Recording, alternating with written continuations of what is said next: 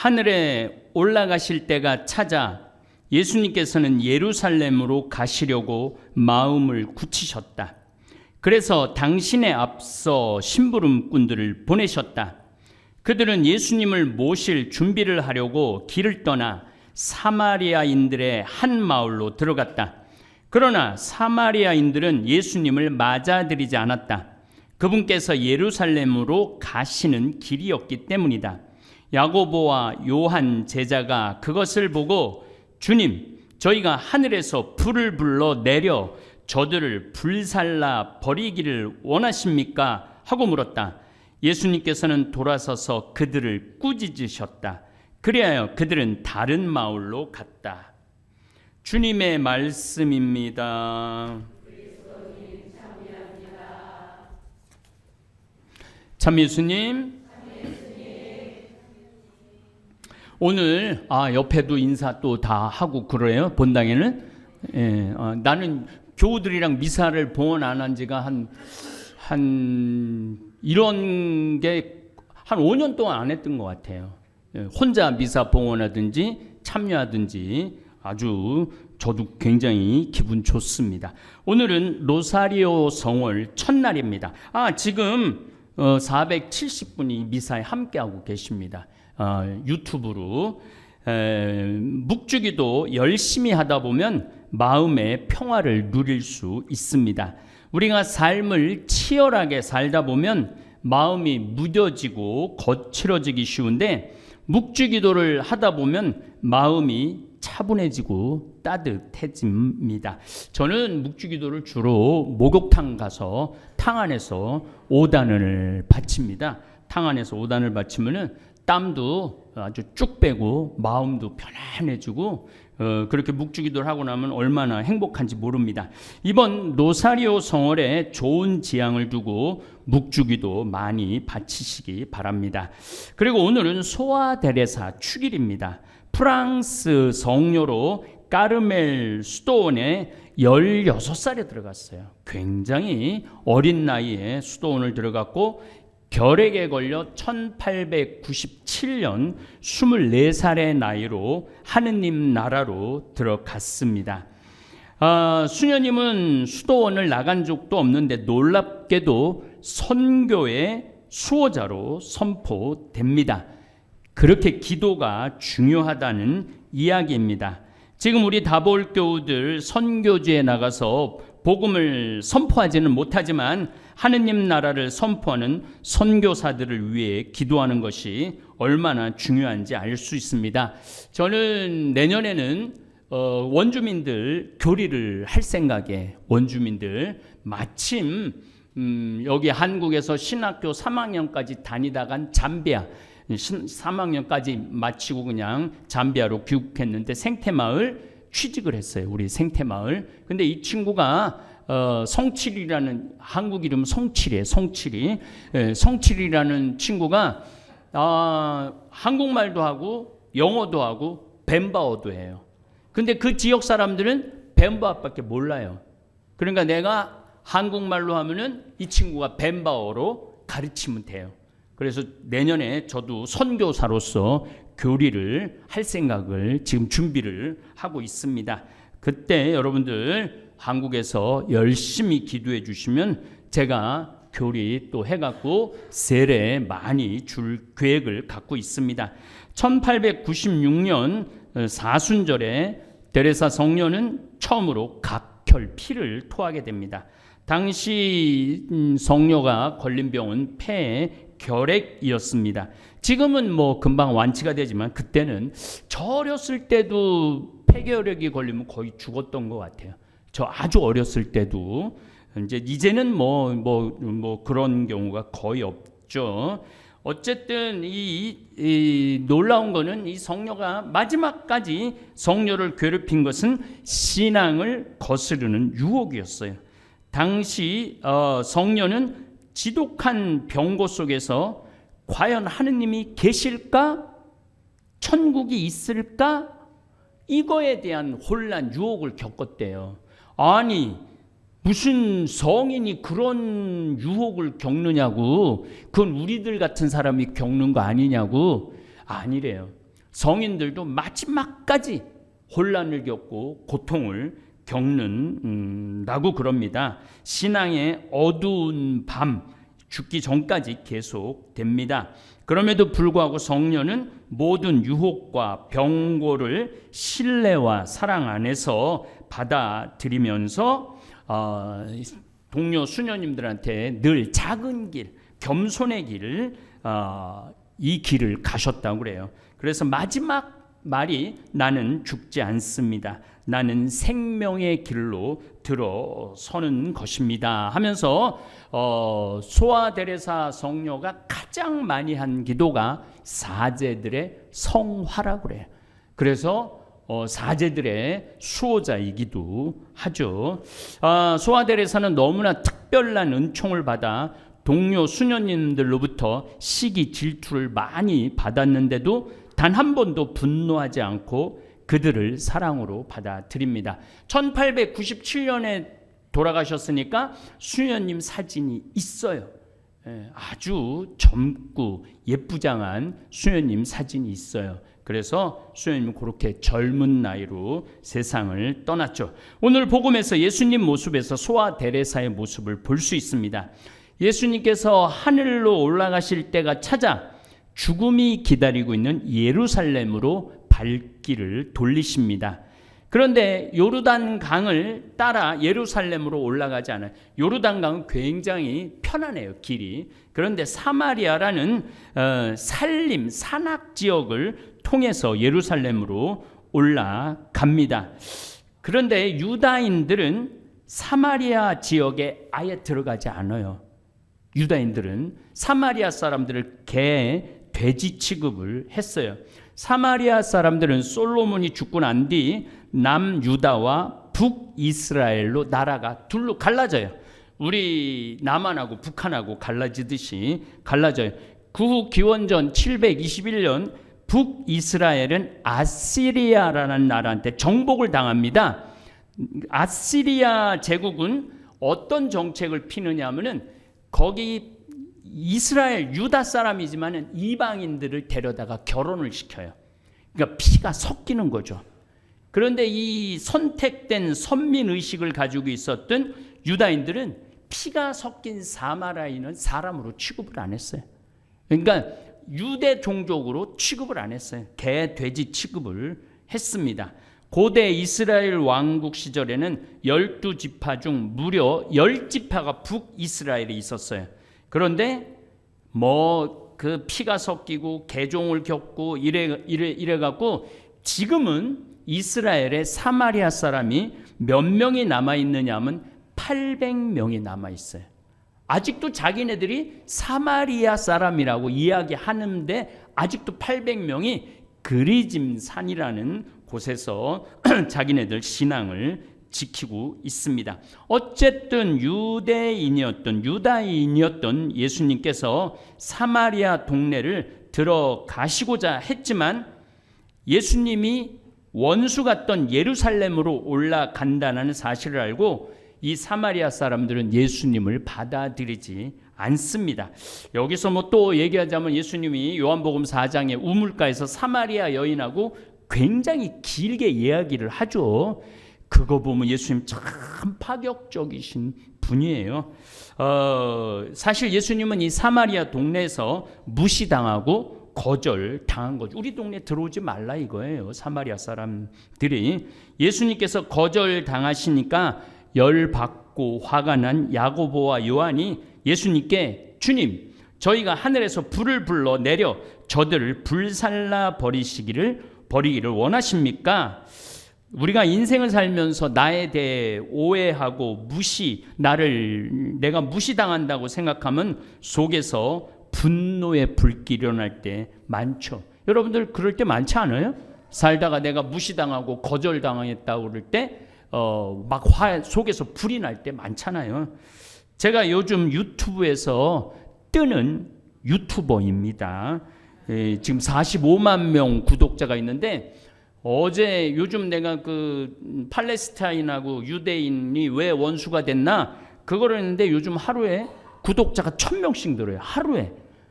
어제도 1000명이 늘었는데 오늘도 1000명이 늘 것 같아요. 하루에 구독자 1000명 느는 건 대단한 거예요. 그러니까 전국 어디를 가나 저를 몰라보는 분이 없습니다. 그러니까 뭐 어딜 걸어가도 모든 분이 눈을 마주치고 길 가던 분들도 저를 알아보고는 저에게 다가와서 신부님, 저는 가톨릭 신자는 아니지만 신부님 강의 듣는 재미로 삽니다. 매일 밤마다 신부님 강의, 뭐 비군이 1일 1강 한다고 그러잖아요. 1일 1강. 근데 저는 1일 1강의를 듣습니다. 감사합니다. 저를 이렇게 알아봐 주는 분들이 대한민국에 꽉 차 있으니 인간적으로 교만에 빠지기 딱 알맞습니다. 소아 데레사가 가장 경계한 것이 교만입니다. 소아 데레사는 특별한 사랑을 받았기에 항상 기도 제목이 교만하지 않게 해달라는 것이었습니다. 예수님은 이미 가나안 지역에서 유명인이 되셨어요. 오늘 여러분들이 들은 게 루카복음 9장이거든요. 그 9장 앞에 쭉 보면은 더러운 영을 쫓아내고 많은 병자들을 고쳐주고 나병 환자를 고쳐주고 그 고치기 어렵다라는 중풍병자를 고쳐주시고 결정적으로 5,000명이 넘는 사람 장정만 5,000명이 넘는 사람을 배불리 먹이십니다. 그래서 유다인들은 예수님을 왕으로 추대하려고까지 했습니다. 예수님은 당시에도 인기 짱 BTS급이었습니다. 그런데 사마리아 사람들은 예수님을 받아들이지 않고 거절합니다. 제자들이 열받을 만도 합니다. 그러니까 사마리아 동네를 불살라 버리자고 합니다. 사실 저도 유튜브로 유명해지기도 했지만은 유튜브 악성 댓글로 화가 나고 열받을 때가 많습니다. 제가 국산콩 살리기 운동으로 시작한 청국장 사업이 잘 되니까 몇몇 사람들이 이 신부가 돈에 눈이 멀어갖고 돈 욕심 낸다고 설교나 이건 개신교 신자예요. 그것도 태극기 개신교 신자예요. 설교나 잘하라고. 그리고 반드시 하나님 욕 먹이지 말라고. 이거 완벽한 개신교 신자예요. 하나님 욕 먹이지 말라고. 이렇게 댓글을 달아놓으면은 제 가슴을 헤집으면서 비비 꼬는 사람들이 있습니다. 그 악성 댓글 다는 사람 신원을 파악할 수 있다면 내가 하늘에서 불을 내려 불살라 버리고 싶다 정도는 아니지만 오늘 야고보와 요한의 마음이 이해가 됩니다. 화가 막 나요. 그래갖고 그 악성 댓글 때문에 자살하는 연예인들도 많잖아요. 우리 평창 생태마을은 지금 80명 정도, 정확하게는 74명이지만 다른 직원 전체 합치면 80명 되는 젊은 직원들이 근무를 합니다. 그런데 우리 생태마을의 전 직원은 연봉이 다 4천만 원이 넘어요. 우리는 뭐 외국인 한 명도 안 써요. 그리고 일용직도 없어요. 모든 직원이 4천만 원이 넘습니다. 대리 과장들은 연봉이 5천만 원 정도 됩니다. 대리 과장들도 10명이 훨씬 넘죠. 그리고 그 위에 팀장들은 그것보다 훨씬 많은 연봉을 줍니다. 그리고 남은 수익금은 전부 아프리카 잠비아도 없고 성지 개발에 어려움 겪는데 봉헌하고 가난한 나라 도와줍니다. 1년에 거의 30억이 넘는 돈을 가난한 사람들과 나누고 있습니다. 저는 그런 악성 댓글 올리는 사람들 신원을 파악해갖고 한 80명 정도 연봉 4천만 원 이상 주는지 확인해보고 싶어요. 또 1년에 30억씩 나누는지 확인해보고 싶어요. 왜냐하면 제가 하고 있는 일면에 그 일면만 보고 나를 모독하는 글을 올리니까 찾아서 불살라 버릴 정도는 아니지만은 찾아서 그 사람한테 아프리카 제가 데리고 가고 싶어요. 그것도 우기 때 말라리아 모기 아주 창궐할 때 그래서 얼마나 많은 사람들이 이 사람들을 영양을 살려주고 건강한 걸 나눠주고 그런 것들을 직접 경험하게 해주고 싶어요. 1년에 국산콩 12,000가마 소비해주고 젊은이들에게 일자리 마련해주고 국민들에게는 아주 저렴한 가격으로 전통 건강식품 제공해주는데 이 더 이상 보람차고 의미 있는 일이 어디 있습니까? 제가 청국장 사업만 하는 게 아니고 제가 이제까지 강의 올린 게 총 보니까 6,500개 강의를 올렸더라고요. 6,500개 강의를 올리려고 그러면은 여러분들 그 원고 쓰는 것만 해도 제가 관절이 안 좋은데 어제도 이거 원고 밤에 쓰는데 지금도 손가락이 빡빡해요. 예. 그 오전에도 무슨 강의 원고. 그러니까 강의 6,500개 강의를 준비하려고 그러면은 얼마나 많은 글을 쓰고 책을 읽고 공부를 해야겠어요. 이렇게 열심히 해서 세상 성서 강의, 세상 돌아가는 강의, 이런 거를 삶의 지혜를 나눠주는데 그 악성 댓글을 다는 사람들 내 강의를 다 들어봤을까? 또 생태마을 직원들이 어떤 복지 혜택을 누리는지 알아보기나 했을까? 잠비아에 120명이 넘는 원주민들에게 일자리를 제공해주고 먹을 것을 나눠주는데 정말로 그 사람이 이런 데 동참을 해봤을까? 생각해보면 울화통이 터져요. 그런 글들을 읽을 때 저보로 종북 세력이라고 그러는데 저는 김정은을 가장 싫어하고 미워하는 사람이에요. 김정은 그 한 사람을 위해서 2천만 명의 우리 한민족이 굶어 죽고 있어요. 자유가 있나요? 신앙이 있나요? 아무것도 없어요. 그냥 이번에도 자강도 하고 함경 북도 하고 물난리가 나왔고 다 많은 사람들이 죽었어요. 그런데 그게 전부 다 정치를 잘못했기 때문이에요. 근데 저부로 종북 세력이라고 그러고 좌파라고 그러고 저는 예수당입니다. 예수당원이에요. 저는 예수당원인데 그러니까 이 삐뚤어진 시각을 가지고 그런 악성 댓글을 쓰는 사람들을 보면은 오늘 예수님을 받아들이지 않았던 사마리아 사람 같다라는 생각이 들더라고요. 예수님께서 그 크신 가르침과 사랑을 베푸시고 병자들과 가난하고 외로운 이들을 용서해 주셨는데도 그저 예루살렘으로 올라간다는 이유 하나로 이 나그네를 받아들이지 않고 않는 완고한 사마리아 사람들은 하늘에서 불을 내려 벌을 내려야 한다는 제자들 마음이 이해가 갑니다. 그런데 놀라운 일이 벌어집니다. 예수님은 사마리아 사람들을 벌하지 않으시고 그렇게 속 좁은 사람처럼 굴지 말라고 오히려 제자들을 꾸짖습니다. 예수님은 그 마을을 지나쳐 다른 마을로 가십니다.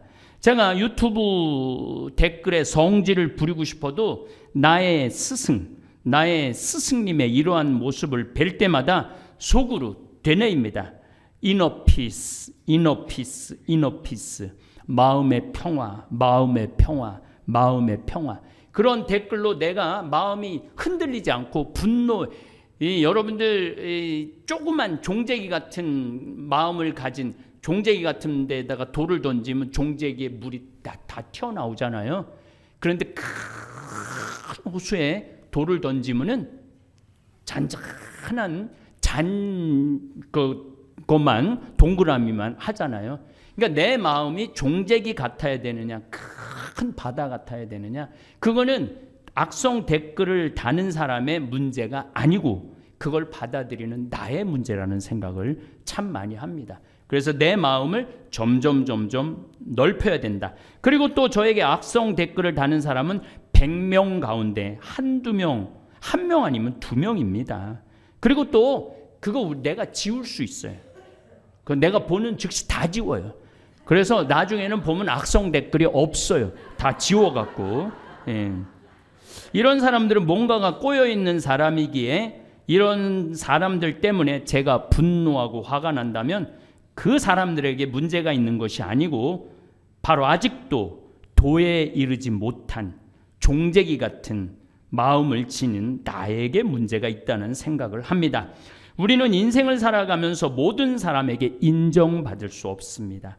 나하고 생각과 사상과 신앙이 다른 사람들, 환경이 다른 사람들 얼마든지 있습니다. 그들의 다양성을 인정할 줄 아는 사람이 성숙한 사람입니다. 그리고 이제 세상이 좋아져서 조선시대만 해도 왕이나 양반에게 끽소리도 못했는데 이제는 세상이 좋아져서 대통령도 욕하고 황창의 신부도 욕도 할 수 있는 세상이 되었어요. 그러니까 자신의 이야기와 주장, 약간은 왜곡되고 편협한 주장을 펼칠 수 있는 좋은 세상이 된 것을 우리는 인정해야 합니다. 우리 다볼사이버 성당 교우들도 살아가면서 나에 대해 오해하고 나를 무시하고 나를 거절한다 해도 거기에 분노하고 마음의 평화를 깨트려서는 안 됩니다. 그래서 우리가 기도해야 하고 사복음서를 열심히 읽고 묵상해야 합니다. 나를 받아들이지 않는 사람은 오늘 예수님께서 사마리아 동네를 돌아가셔요. 참 불살라도 되는데 돌아가셔요. 우리도 돌아가는 지혜를 배워야 돼요. 그러니까 여러분들 괴롭히는 사람 굳이 맞서서 싸울 필요 없어요. 그리고 여러분들 너무 괴롭히는 사람 굳이 사랑할 필요 없어요. 돌아가시면 돼요. 그게 지혜입니다. 오늘 예수님이 보여준 지혜죠. 우리 다볼 사이버 교우들, 저는 참 별 유튜브가 다 있죠 지금. 근데 우리 유튜브가 너무 건강한 공간이라는 생각을 합니다. 지난 주일도 2200명이 실시간에 들어왔는데 거의 정신 나간 댓글이 거의 하나도 안 올라와요. 내가 굳이 안 지워도 다 이렇게 좋은 공동체 더 자주 참여하면 여러분들은 소아 데레사 성녀처럼 정말 아름다운 작은 꽃, 아름다운 꽃들이 될 수 있을 것입니다.